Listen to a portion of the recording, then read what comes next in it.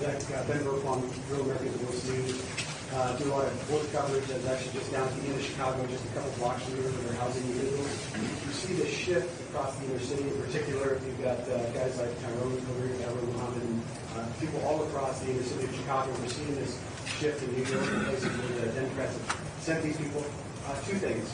Is it ironic that they're not celebrating all of these policies that they've had in place for 4 years to invite the invasion into our country? You think that the open borders have to be celebrated? And number two, what's the Trump campaign doing to reach those communities that are ripe for the harvest of votes?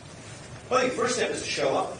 I mean, here we are in Chicago. We're going to be not just in rooms like this, but spending time in the city as well. See Donald Trump going to the Libertarian Party convention, going to the South Bronx. Half the battle, he actually came to Chicago at the National Association of Black Journalists, took some difficult questions in a forum where Kamala Harris was supposed to be able to refuse to come.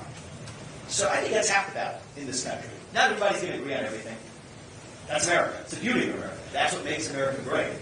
But we have to be willing to engage in the free speech and open debate that we preach about. I'm proud of Donald Trump for doing that in a way that actually maybe Republicans for years haven't done. If you rewind back to the early 2000s, I don't think we saw Republicans do that the way that we are and Donald Trump is today. Now the ball's in the court of Democrats to say that you want to be defenders of our democracy. Well, part of our democracy is this. The greatest threat to American democracy, I'll tell you what it is. It is the percentage of people who feel afraid to say what they actually think in public. If we close the gap between what people are willing to say at the dinner table and what they say in public, we have our country back. Now, it's not up to us to complain just about the Democrats. It's up to us to practice what we preach. The left wallows in victimhood culture. We're not victims, we're victors. So we practice what we preach. And now through the election, I can commit that every one of us in this movement, Donald Trump included, is going to be showing up not just in the places where he's supposed to, according to partisan lines, but also in the places where you might predict a traditional politician won't show up. And I think that's what shows the courage of a leader who's not just running to lead a party, but running to lead a nation. That's what we deserve. Right there, and then we'll go back there. I've got a question to Mr. Ramaswamy. Are you going to advise President Trump on foreign borders issues? And what particular advice would you give him as we create Jerusalem?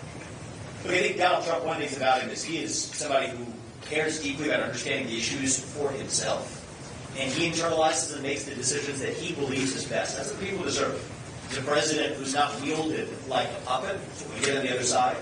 Biden, in some ways, his cognitive deficits, they weren't a bug. They were a feature for the people who managed him.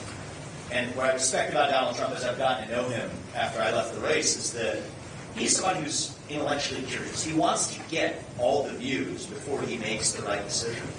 And so when asked, not just on the issues you asked about, on a range of other issues, I have and will continue to provide my opinion to him. So what I respect about him as a leader is he collects those views, and then he makes the decision that he believes is right for the future of the country. And that's what we're going to continue to do.